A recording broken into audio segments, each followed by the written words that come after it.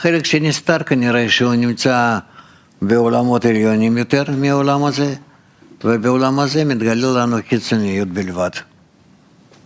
חיצוניות של מה? של העולמות. תראה מה שהוא כותב.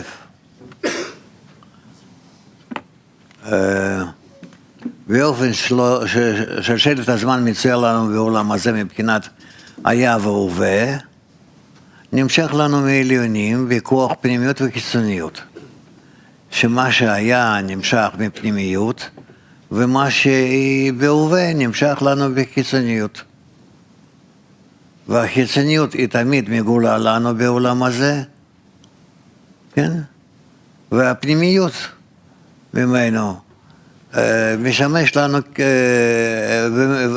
והפנימיות נסתר ממנו ואינו משמש לנו ככלום. אלה שעתיד להתגלות לנו לעתיד בעולם הזה בגמר התיקון.